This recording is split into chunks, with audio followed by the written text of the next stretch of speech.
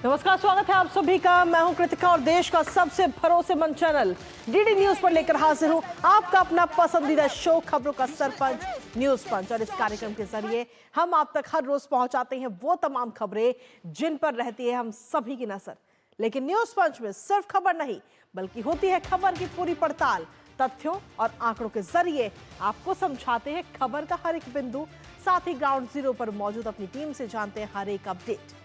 होती है हर खबर पर हमारी पैनी नजर और आज न्यूज पंच के जरिए जिन प्रमुख खबरों पर होगी हमारी नजर, सबसे पहले करते हैं उन 3 प्रमुख खबरों का रुख। तो आज न्यूज पंच के जरिए जिन 3 प्रमुख खबरों पर रहेगी नजर, उनमें सबसे पहली खबर है दिल्ली से जुड़ी, जहां पर अब शीश महल को लेकर कहीं ना कहीं आम आदमी पार्टी की तरफ से ड्रामेबाजी इस वक्त सबसे ज्यादा देखने को मिल रही है और वहां का दौरा करने की बात आम आदमी पार्टी की तरफ से कही जा रही है।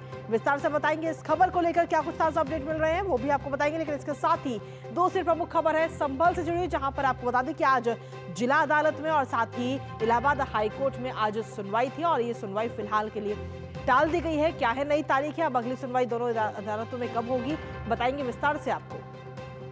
लेकिन साथ ही जो तीसरी प्रमुख खबर है वो है अंतर्राष्ट्रीय जगत से जुड़ी, जहां यूएस के मैप से कनाडा में अब हड़कंप मच चुका है। जी हां, दरअसल डोनाल्ड ट्रंप की तरफ से ये मैप साझा किया गया है और इस मैप में आखिर ऐसा क्या है जिससे कनाडा में हड़कंप मचाई, बताएंगे विस्तार से आपको। तो इसी के साथ चलिए कर लेते हैं न्यूज पंच की शुरुआत। सबसे पहले बात दिल्ली की, जहां आपको बता दें कि दिल्ली विधानसभा चुनाव 2025 का बिगुल बज चुका है।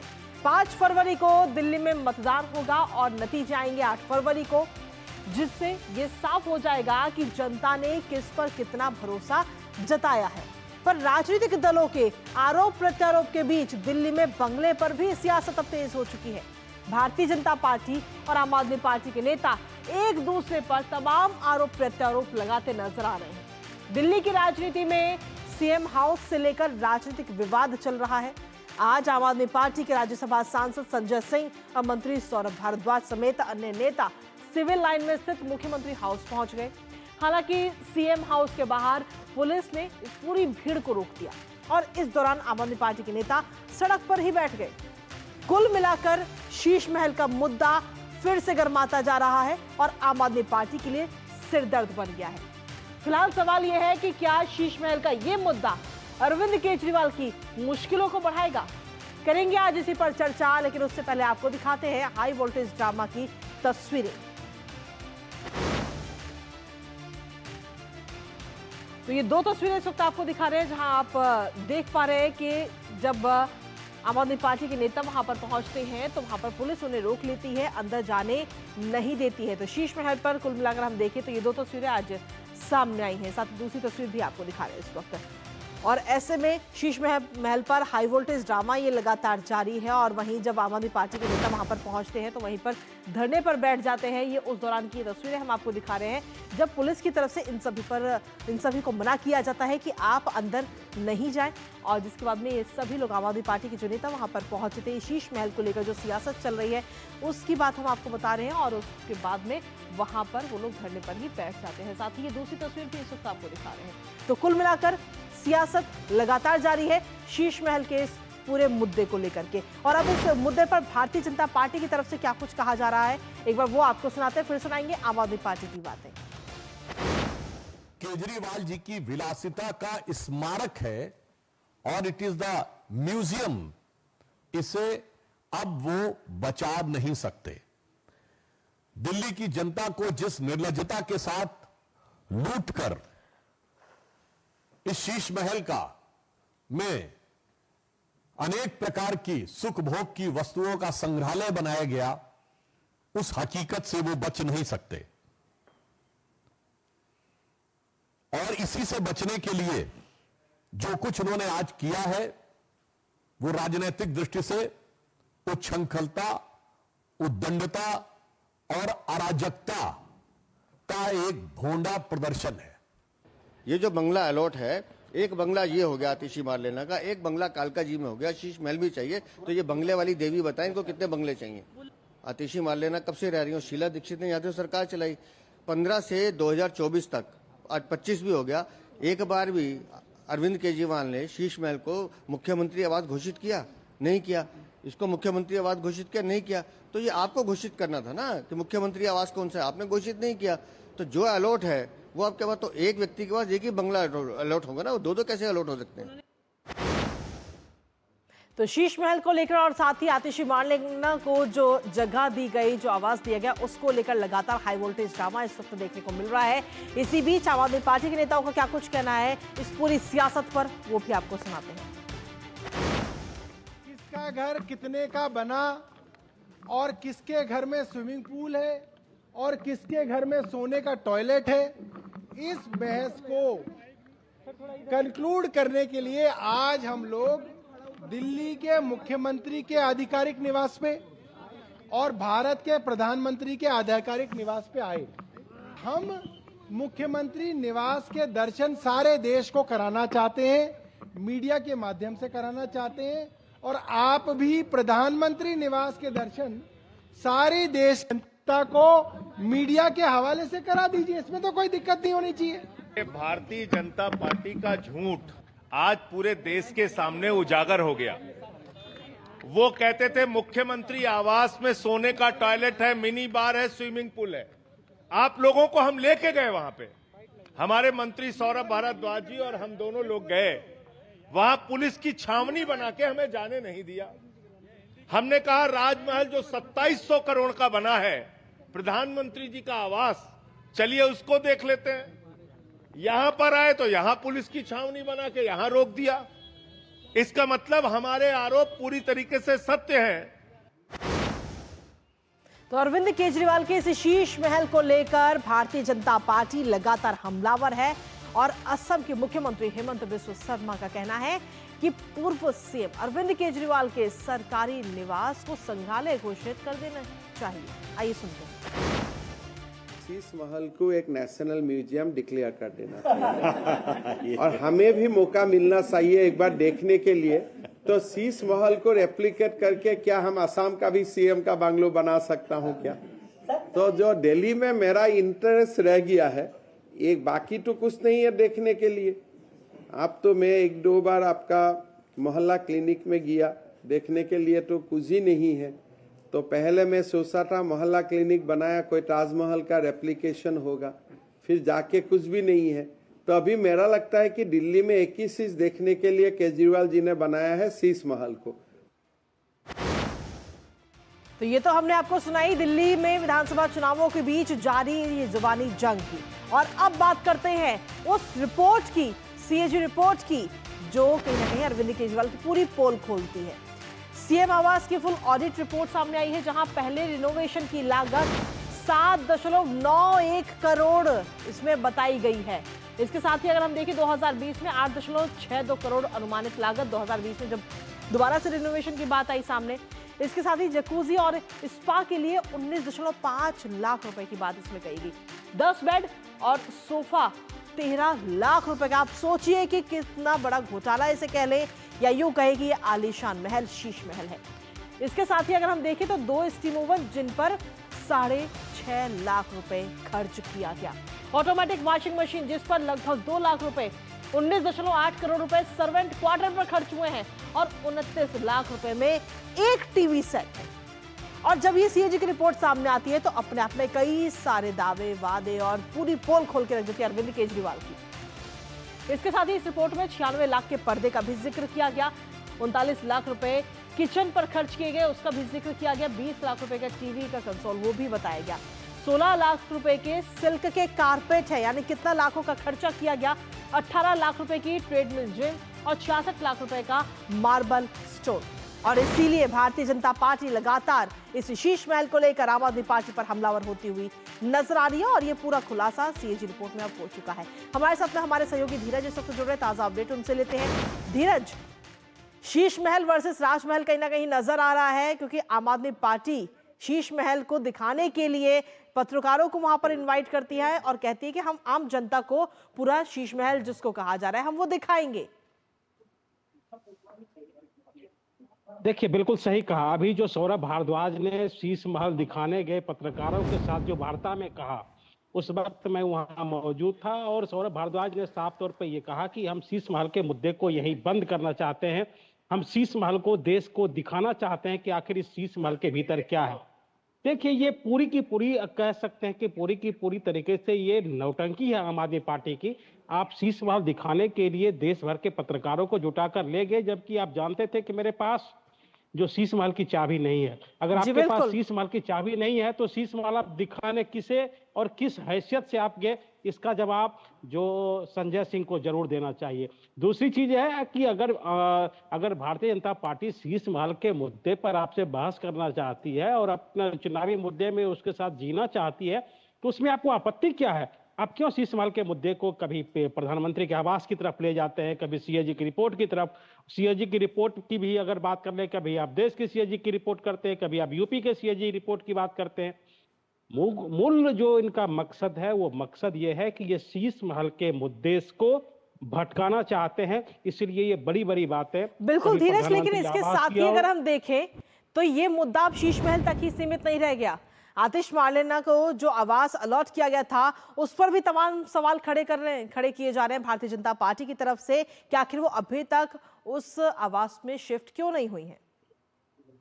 बिल्कुल आपने सही कहा। आतिश मार्लेना का जो आवास है, जो 17 नंबर AB का जो बंगला है मथुरा रोड के ऊपर, तो और ऐसा कल जो भाजपा के जो प्रदेश अध्यक्ष उन्होंने साफ तौर पे कहा कि आवास में वो रहती नहीं है। आखिर उनके नाम से आवास आवंटन हुआ है तो उस आवास पे वो क्यों नहीं रहती है? वो किसी अपने दूसरे साथी के बंगले पर रहती है। बीजेपी का साफ तौर पे कहना है कि इसी बंगले से, जो मथुरा रोड का ये जो बंगला है, इसी बंगले पर पूर्व मुख्यमंत्री हैं शीला दीक्षित, वो वहाँ 1998 से लेकर 2004 तक रही। तो 6 साल तक अगर शीला दीक्षित उस बंगले में रह के और दिल्ली की जनता की सेवा, दिल्ली की जनता के लिए काम कर सकती हैं, तो आतिशी मार्लेना क्यों नहीं कर सकती है? बिल्कुल। और आखिर ये जो बंगला का जो मुद्दा है, आतिशी के पास का जो बंगला है मथुरा रोड पे भी है, आतिशी को जो उनके क्षेत्र कालका जी में ही बंगला मिला हुआ है। तो एक जो मुख्यमंत्री है उसको मुख्यमंत्री दिल्ली चलाने के लिए उनको कितने बंगले की जरूरत है? बिल्कुल धीरज, कहीं ना कहीं तमाम सवाल ऐसे में खड़े हो रहे हैं शीश महल को लेकर, साथ ही आतिशी मार्लेना के आवास में शिफ्ट ना होने को लेकर। फिलहाल बहुत बहुत शुक्रिया धीरज तमाम अपडेट्स और जानकारी साझा करने के लिए।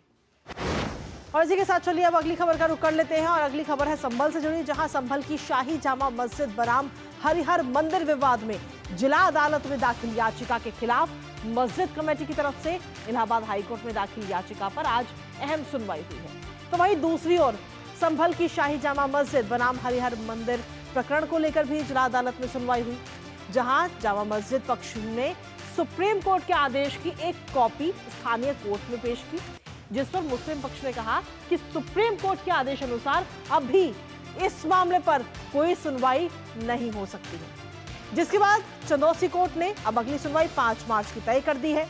दरअसल उत्तर प्रदेश का संभल इन दिनों सबसे ज्यादा सुर्खियों में है और एक के बाद एक प्राचीन मंदिर भी संभल में मिल रहे हैं, बावड़ी मिल रही है, कुएं मिल रहे हैं जिनकी खुदाई लगातार हो रही है।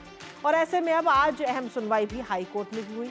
बताएंगे आपको संभल जामा मस्जिद को लेकर के चल रही सुनवाई का एक एक बिंदु, लेकिन उससे पहले सीधा रुख करते हैं इस वक्त की बड़ी खबर का। हाईकोर्ट की तरफ से इस वक्त की बड़ी जानकारी मिली है, जहां पर सुनवाई हुई है, अहम सुनवाई हुई है।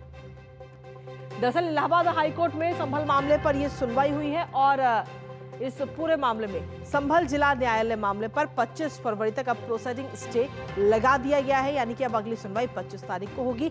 इसके साथ ही कोर्ट की तरफ से आज राज्य सरकार को भी नोटिस करके जवाब मांगा गया है, ASI को भी नोटिस जारी करके जवाब तलब किया गया है। और इसके साथ ही अगर हम देखें तो 25 फरवरी को अब अगली सुनवाई इस पूरे मामले को होगी।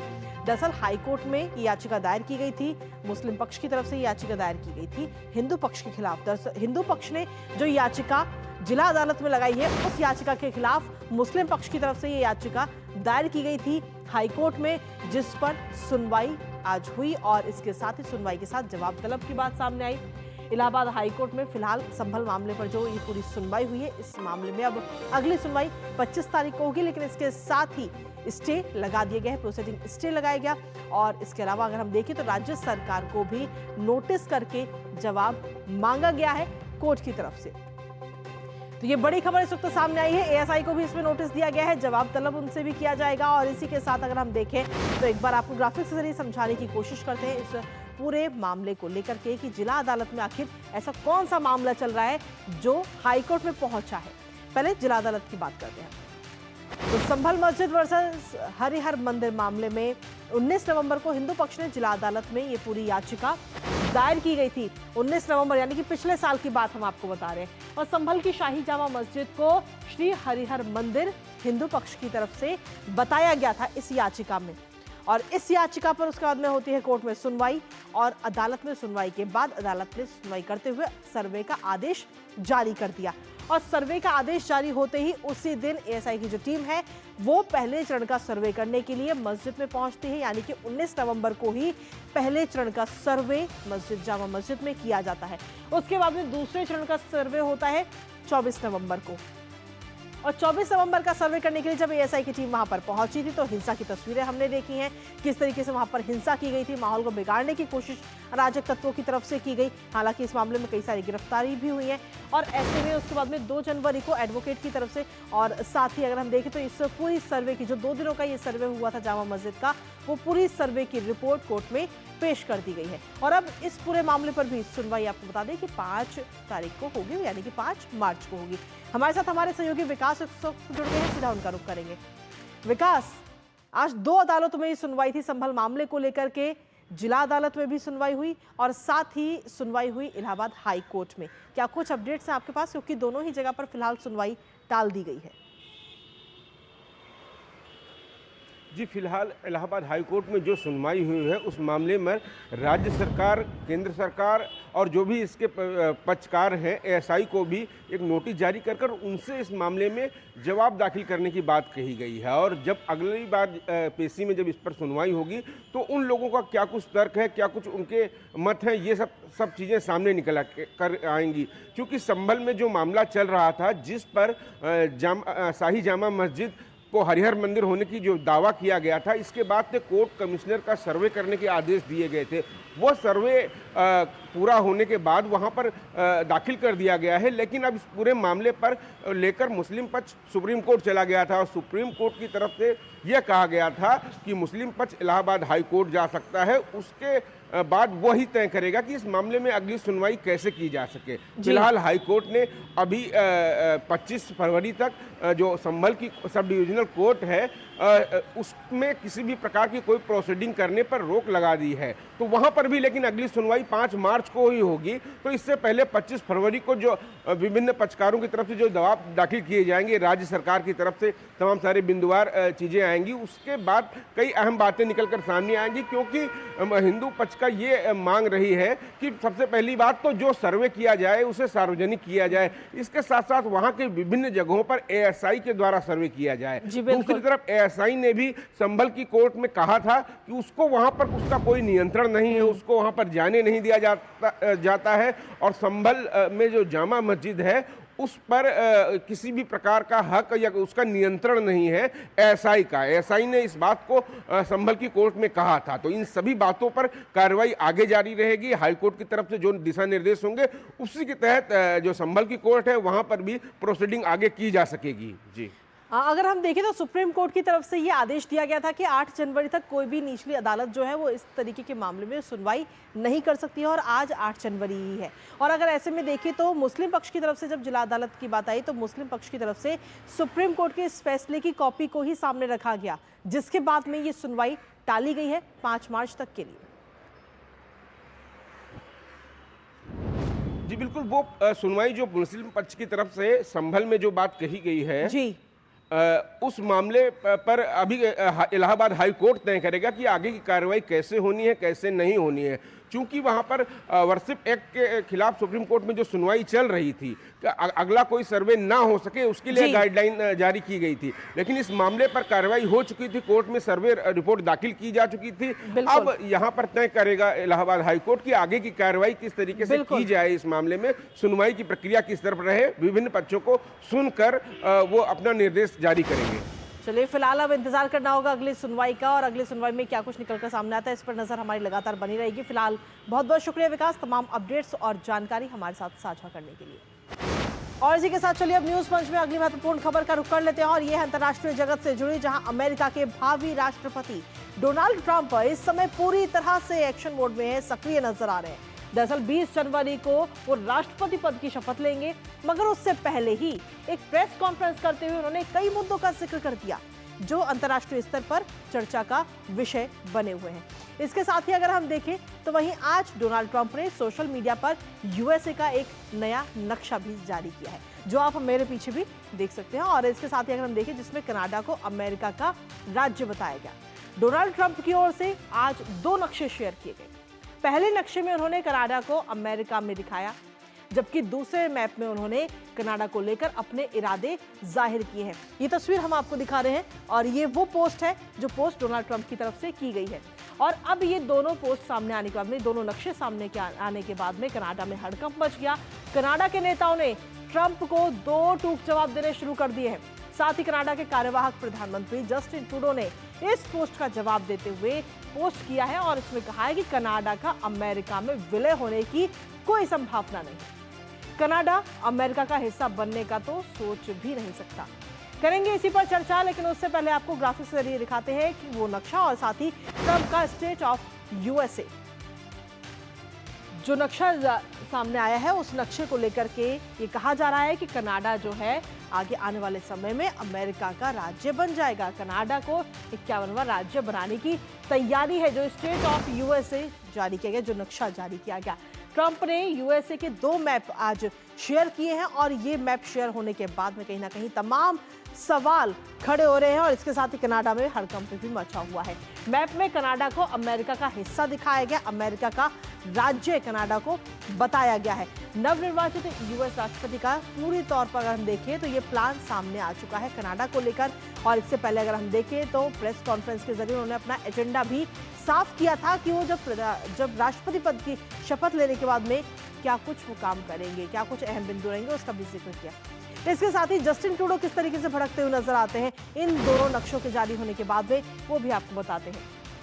ट्रंप के बयानों पर कनाडाई नेताओं की तरफ से भी कई सारे बयान सामने आए।